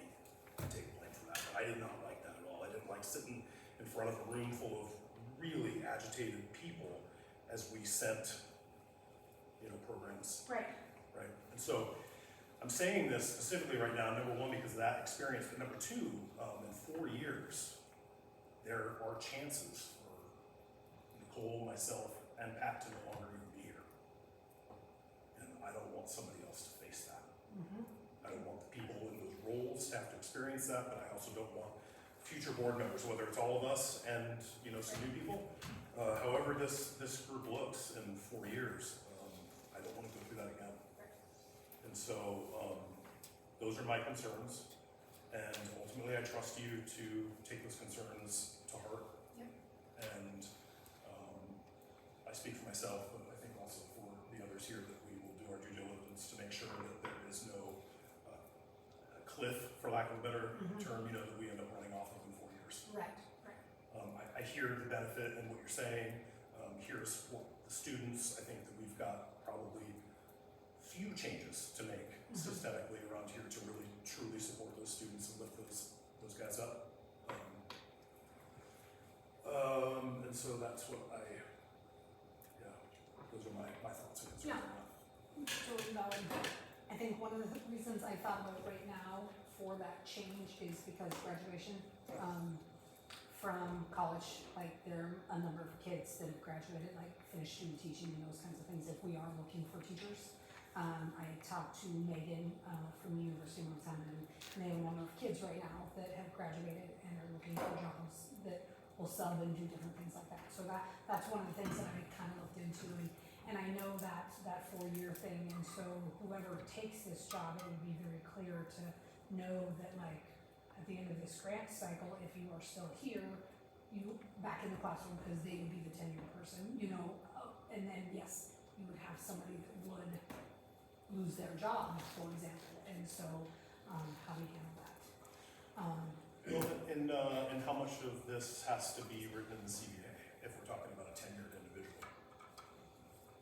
The only thing that would need to be done is that person, if, for example, I was taking Alicia and moving her, for example, Alicia would move back to her position because it would be, or to whatever position. She would have an elementary position, and that elementary teacher that was hired would then not, because she had the tenure. And so it would be a reduction in force at that level, like that newest teacher would be gone, not. Does that make sense? Well, except for that they could potentially be here for 4 years, so does that mean that teacher would never be a candidate for tenure in the first place? Because this first year would be half a year, so it doesn't count toward the tenure.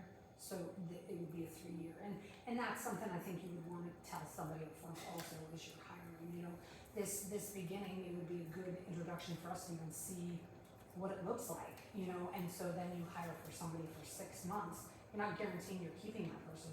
What if you get a great person in December and you want to keep them, but what if like you get somebody that you don't want to keep anyway? So at the end of this year, we could necessarily going back to that teacher going back to the classroom and not keeping that person that wasn't tenured anyway. Yeah. I know that was one of the concerns with teachers too, because they talked about, you know, what happened last year is like it was COVID funds and trying to find that money and those kinds of things.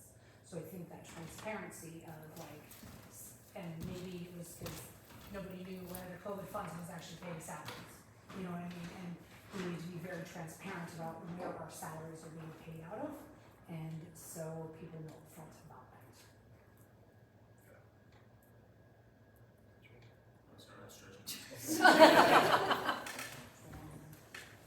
I know, sorry, lots of information, guys. Totally open to suggestions or ideas on any of that.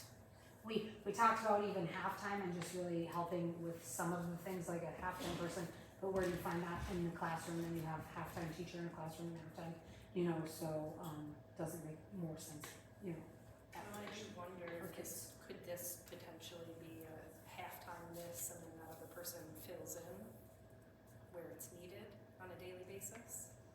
Because I know on a day-to-day basis, you have needs that come in.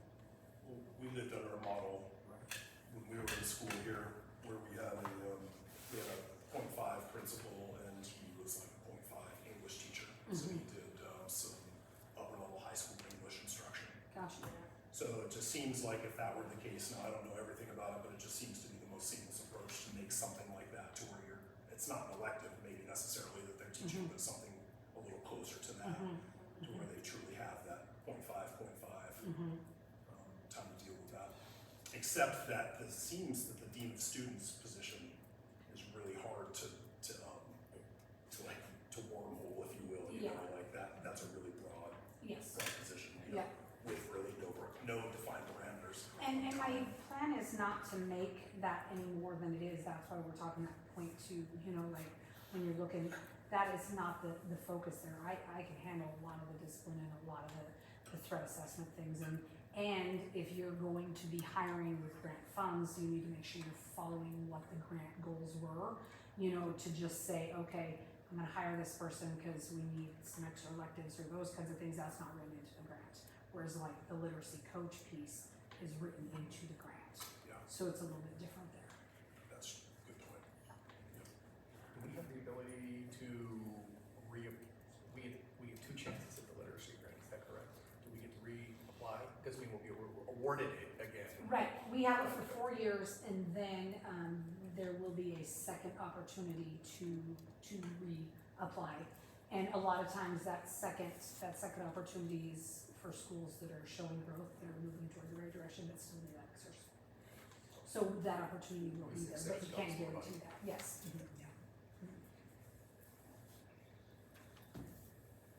And I'm okay to table and talk more about it with either one of you, or any of you, but it just is something I want to plant, to just see where we can, start thinking about some different opportunities. And maybe things will calm down in January and I won't need any extra help.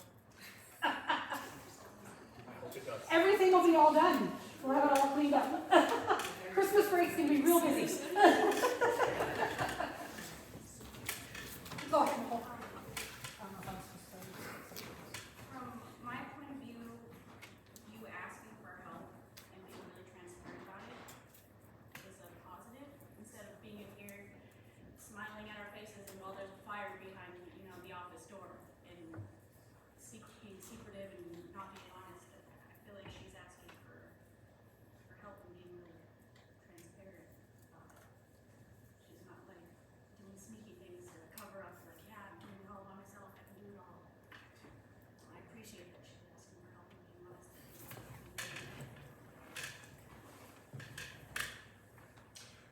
Do you have a job description written up? Yes. Okay. Do you want me to send that to you guys? To just look at it, just to kind of see what it looks like? I'd like to see it. Okay. Is it ready?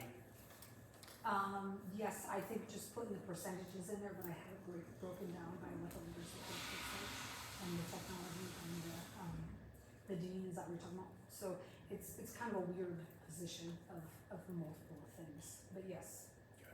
I have my notes mostly, but I can clean it up Monday or tomorrow and give it to you guys. I don't think there's a big rush or anything like that. I'm just curious, like what would the next step if we approved it tonight? What's tomorrow look like? Yeah. That type of thing. Right, So I would like to see it. okay. Just in general. Yep.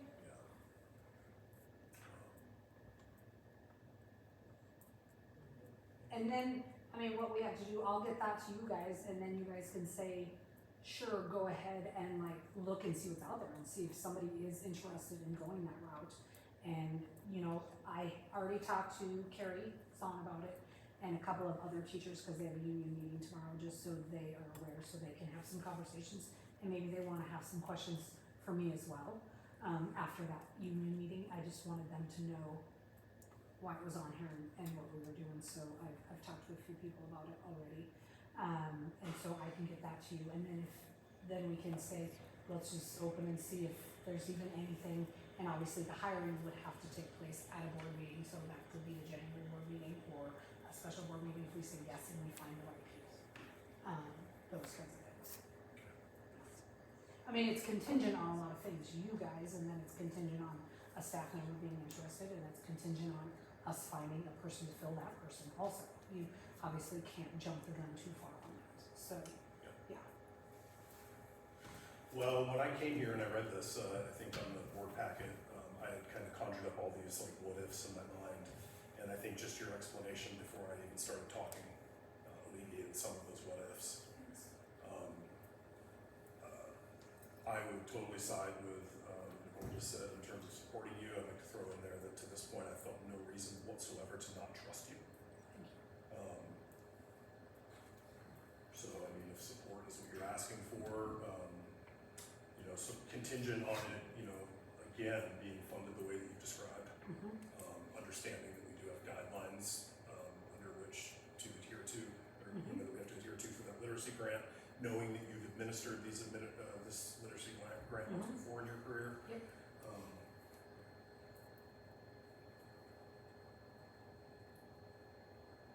I'm on board to support this. So, yeah, I would like to see I would like to see the job listing. I'd like to know at least what the teachers are saying. You know, if they felt compelled to reach out, I would definitely do my best to receive that, or if even you're, you know, the messenger for them, or you know, however that looks. Just want to make sure that it's right with them. Right. But as long as it's not part of the CBA necessarily, I guess this position is not. I mean, would these show up as the same, like if you're coaching, like this is a collateral duty and it meets this threshold for this funding amount? Yes. Okay. And I mean, it's basically like a coach is a teacher on assignment, so it's gonna be like teachers, you know, it's a teacher on assignment is basically what it is, so they're gonna still fall under the teacher. So I see what you're talking about with the CBA, because they're still gonna fall under that. The Dean of Students has already written separately, like with the extra funds toward that, because that would be more, you know what I'm saying, so, yeah. It seems like this wouldn't be a CBA job. The new teacher coming in, should we replace an existing teacher, would be in the CBA. It seems like the only thing, and it wouldn't even necessarily apply, would be that everybody had equal opportunity to apply, which I imagine, you know, did you say you would post it in-house? Yes, any job would be posted in-house. Right, well, and that's just good faith, because again, it's not a CBA, we can hire Right. whoever we really want to. Yeah. What else is there?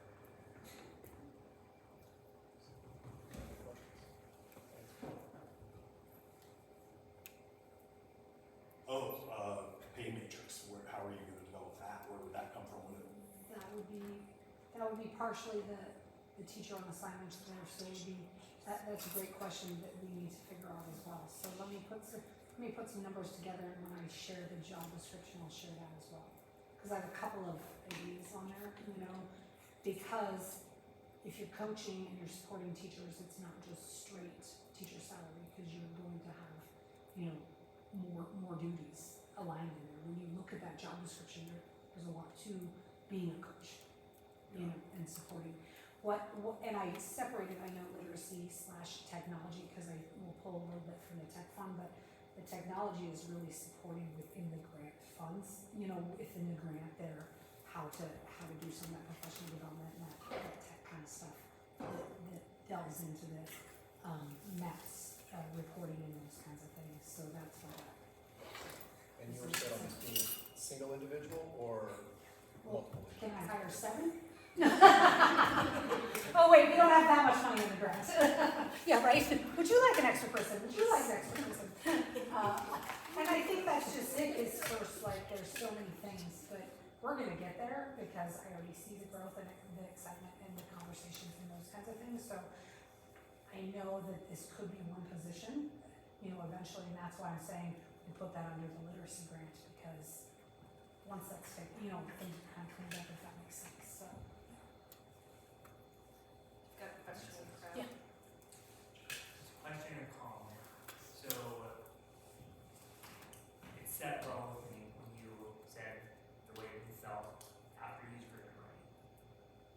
one of the solutions to just never have that happen again, use grant money to hire people if we need to. But have that person get these meetings and have a report. So even if it's not every meeting, a quarterly meeting, so every 3 months they come in, they say what they're doing, how they're supporting you, and then the board can make a decision as we move forward. Because you guys created the job, you can move forward or back. So it would completely ease that piece of never having to go through that again. So.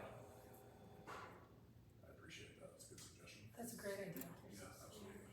And I think even just like with our MTSS, if they're not here, they have the report of what they've done, and I can share that out, because I'm on that MTSS committee and would be working with that person. That's a great idea. And the comment was, we should support him in any way we can, because it's where we're at. Agreed. I think asking for help, you know, to piggyback off of what Nicole said, asking for help is a sign of somebody who wants to succeed. So, let's support that. Yeah, and you're not really, I mean, the red tape, you know, it doesn't exist if you're not asking us to change your contract, you know, to, you know, I mean, this is like organic sport. Yeah. This is you coming in and doing your job and identifying areas where we need help, where you need help, you know. No, shoot.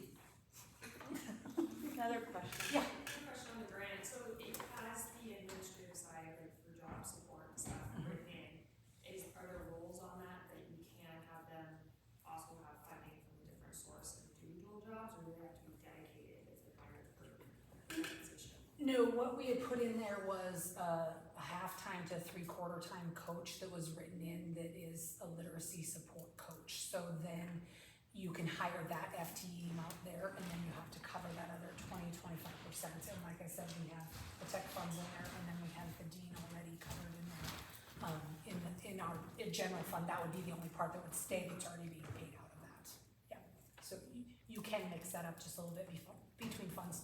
It makes Chelsea's job way easier if I make her pay a little bit out of here. Oh, I love it. Thank you. Did that answer that correctly? Yeah, so will they have to track their time then, do like time tracking for the grant, like since they're not doing like a dedicated day necessarily to one thing, another day, so it's intermittent? It would be written as a full-time, that's a great point, because I think to put that into the job description also as to like, I mean, obviously there'll be like, this is this much dedicated to this and this much, you know, of your time dedicated to this, and it would be a full-time, so you would run the same hours as like the rest of the staff here. And so then obviously some months you might have more technology and, you know, but, so you're not gonna like change that every single month, but just kind of be a little fluid with it, but get some kind of tracking as to where they're at is, yeah, good idea. You could probably add that to the report you were talking about. Yeah, for sure.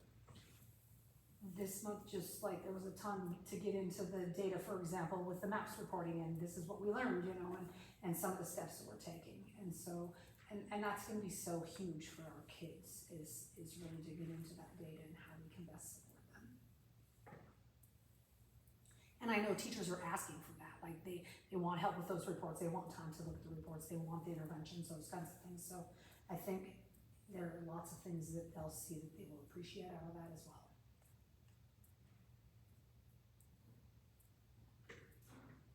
You have another question? Yeah, sorry. No, So for that, sorry.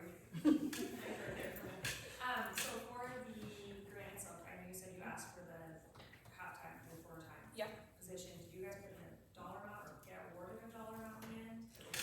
No, we just have, I can pull that back up, but what we did is, how do you describe?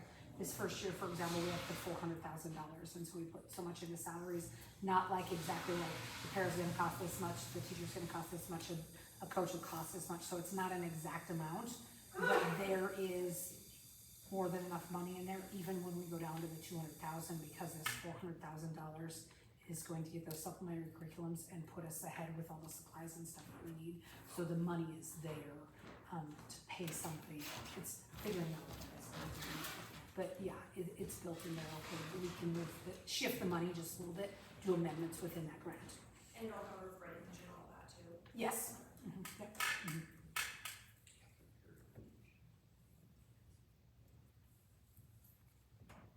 Benefits, all the fun things. Yeah.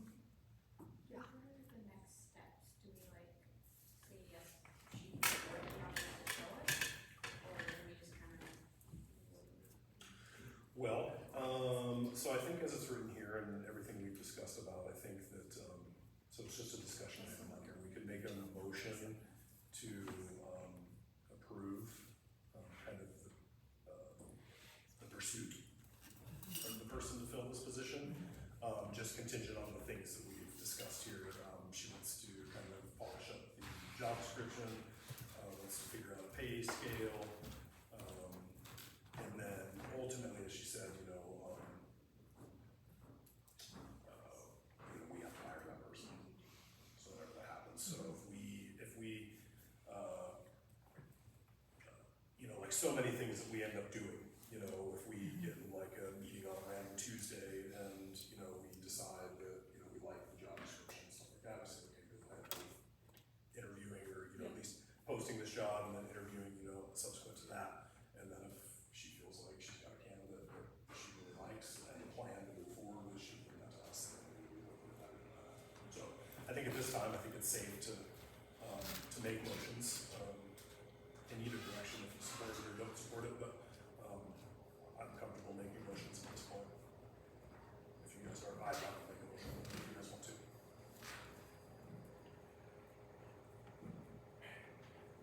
Drug it out into so many more words than you like. Verbatim, Pat, repeat them verbatim. To do all the things. I will make a motion to allow Superintendent Sear to move forward with developing the job announcement, the pay scale, sending it to us, and then moving towards finding interest from candidates, and working towards perhaps hiring someone at the January board meeting. Does that sound fair? Let's Great. pursue candidacy. Yes, pursue candidacy. Yeah. So that's I'll keep you posted, I'll get you guys a job description next year, so, and make sure it's all polished up, and then look at the different salary things too. I'll reach out to a few schools and ask what they do with their coaches, because most grants have coaches built in there, and so how do they have specific pays that they look at, like percentages off of like what teachers, and so I'll see if I can get some information from them too, so we make sure that it's a fair pay, yeah. I second. That's it.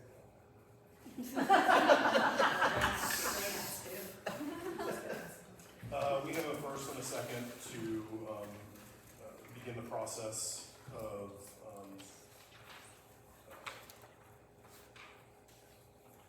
candidate development for a literacy coach, technology instructor, and dean of students as presented here on this recorded meeting.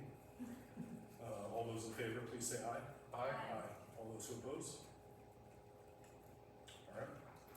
Good, I look forward to working with you on that. And to, with Gary not being here tonight, I'd like to give him an opportunity as well as we move through this process to. 100%.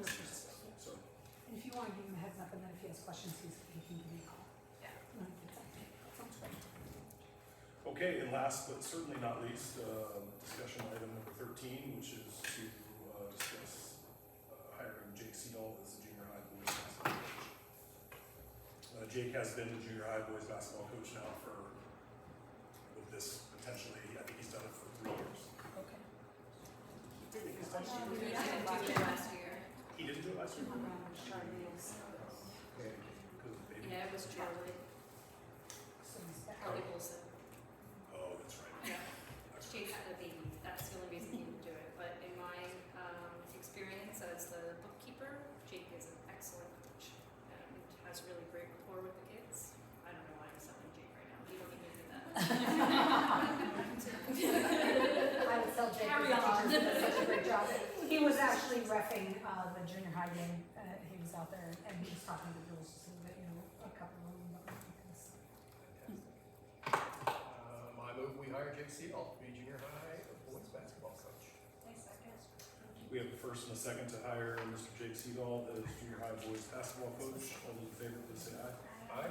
All those opposed? Very good. Before we adjourn, I'd like to remind everybody that our next regularly scheduled board meeting, actually, they just scheduled it. I was gonna say. it's Yeah, gonna I be was just different. gonna say, It's whoa. gonna be different. They just Yes, scheduled- because they just scheduled a basketball game on January 13th, Tuesday, January 13th. So I would like you guys to look at your calendars to see if we could do Monday, the 12th, or Wednesday, the 14th. That's my husband's birthday, and I'd be mad if I'm not home. Which one, girl? Yeah, cause I always have an Elks Lodge meeting On the Monday? next, like tomorrow. So Monday? Yeah. Works for me. Would Monday work? Make sure it's on the, So calendar. January 12th, I will get that changed on our master calendar as well, and, let everybody know. Okay, Monday, January 12th is our next board meeting.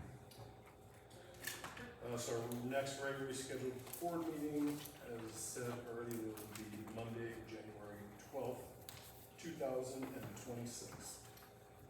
I move we adjourn. Second. We have a first and a second to adjourn this meeting. All those in favor, please say aye. Aye. All those opposed? All right, we'll see everybody on January 12th.